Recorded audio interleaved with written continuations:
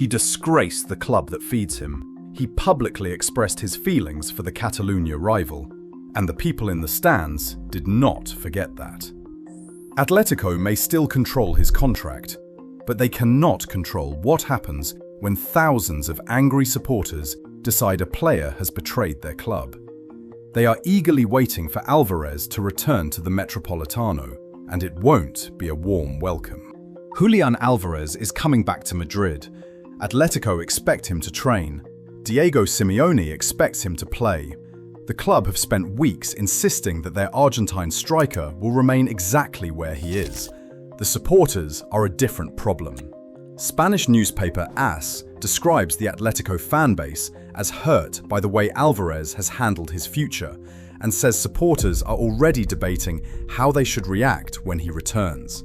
That matters because Alvarez can negotiate with executives. He can speak with Simeone. He can send his representatives into meetings. He cannot negotiate with an entire stadium. And Atlético supporters heard exactly what he said. During the World Cup, Alvarez publicly announced his desire to leave Atlético.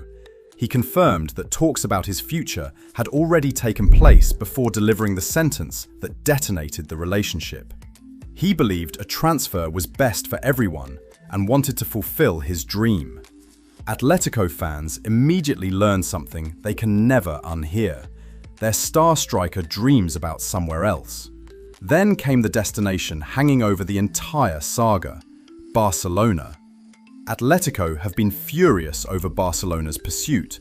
CEO Miguel Ángel Gil Marín accused Barca of disrespecting Atlético and behaving as though the Madrid club were weak enough to be pushed around.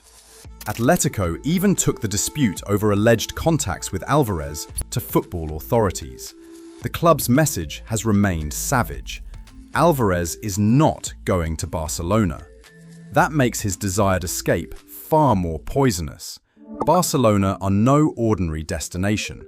The club officially places its Catalan identity and culture at the heart of what Barca represents. For generations, Barcelona have carried cultural symbolism extending far beyond football. The club itself proudly describes those Catalan roots as part of its identity. Now, look at this through the eyes of an angry Atlético supporter. An Argentine superstar is being paid by Atlético Madrid. He became one of Simeone's biggest weapons. The club made him central to its future. Then, he publicly asked to leave, while the biggest club in Catalunya waits on the other side. That can feel like betrayal with a flag wrapped around it. Madrid against Catalunya, Atlético against Barcelona. And right in the middle stands an Argentine who has publicly admitted that his dream lies away from the people paying his salary. The symbolism becomes even uglier after this summer. Alvarez has just returned from representing Argentina at the 2026 World Cup. Argentina reached the final against Spain. Spain won 1-0 after extra time and ended Argentina's attempt to retain the trophy. Alvarez was part of that Argentine squad. Spain has not forgotten that final. The celebrations are only weeks old. Alvarez now walks straight back into Spanish football, carrying Argentina's shirt on his recent resume and a transfer conflict involving one of Spain's most politically and culturally distinctive clubs. Alvarez has done nothing wrong simply by being Argentine, but football supporters do not always separate emotion into convenient little boxes. National rivalry, club rivalry, regional identity, transfer anger, perceived betrayal. Put all of them together and the Metropolitano suddenly becomes a very dangerous place to need forgiveness. Atlético themselves are trying to calm the situation. The club have defended Alvarez's professionalism. Gil Marín has said he believes the striker was badly advised, while Simeone has praised Alvarez's behaviour and made clear he still wants to develop him inside Atlético's project. That is remarkably forgiving. The people in the stands do not work for Miguel Ángel Gil Marín. They do not have to protect a €100 million plus asset. They do not have to preserve dressing room harmony. They do not have to think about resale value. They can simply decide they feel betrayed. And if enough of them reach that conclusion, Alvarez's punishment does not require a disciplinary committee, it requires a stadium ticket. Before we continue, subscribe to the World Cup Whistleblower, because Atlético can tell Alvarez that everything has been forgiven.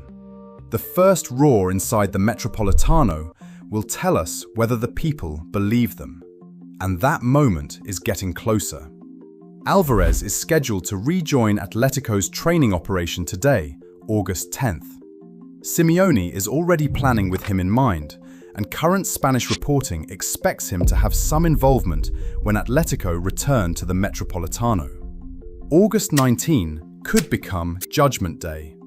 Imagine the stadium announcer reaches his name, Julián Álvarez. Do the supporters cheer? Does part of the stadium remain silent? Do whistles start appearing? Nobody can claim today exactly what will happen. We know something much more important. Atlético supporters are already discussing how they should treat him. And the first hostile reaction could change this entire transfer saga. Alvarez misses a chance. Whistles. Alvarez loses possession. More whistles. He looks frustrated after being substituted. Suddenly, every camera is watching. Then, Barcelona are mentioned again. The wound opens all over again. That is the punishment a transfer ban could never create. Atlético can force him to remain under contract. They cannot manufacture affection. Simeone can put his name on the team sheet. He cannot order supporters to sing it. And what happens if Alvarez starts slowly?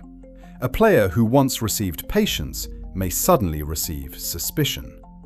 Every poor performance could be interpreted as evidence that his heart has already left Madrid. Every Barcelona report could sound like another insult. Every expression on his face could become ammunition. He wanted the transfer story public. Now the public gets a vote. There is one way out. Perform. Score. Fight. Show the supporters that Atlético still matters. Imagine Alvarez scoring the winner against Barcelona and celebrating in front of the Metropolitano. That could erase enormous amounts of anger. Football supporters can forgive quickly when goals arrive. But there is another future. Barcelona eventually succeed. Alvarez leaves. Then one day he comes back. Blue and red shirt, Barcelona badge, walking into the Metropolitano as the striker who publicly asked Atlético to release him. That reception could be vicious. And imagine if he scores. Imagine if he celebrates. Every sentence from this summer returns instantly. The dream, the transfer demand, Barcelona's pursuit, Atlético's accusations of disrespect, the fans who felt abandoned. A transfer saga can finish when paperwork is signed. A betrayal can survive for years. That is why Atlético's refusal to sell may produce an extraordinary punishment of its own. Alvarez wanted Barcelona. Atlético can make him remain in Madrid.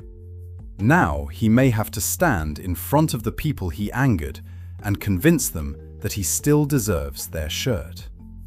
There is no guarantee they will boo him.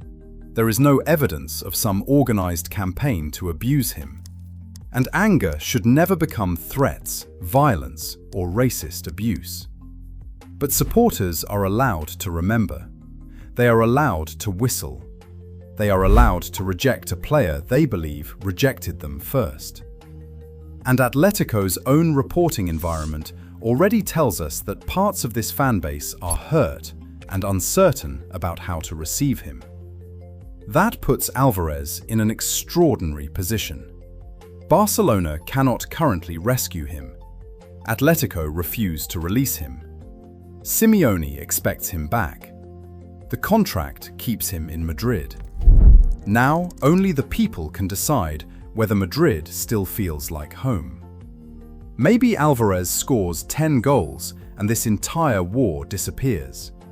Maybe supporters decide his honesty deserves respect. Maybe his Barcelona dream fades and the relationship heals. Or perhaps the first whistles at the Metropolitano are only the beginning. Because Alvarez made his feelings public. Atlético supporters heard every word.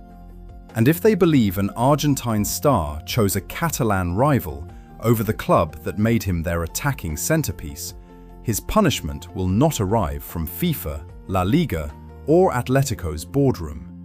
It will come from the stands.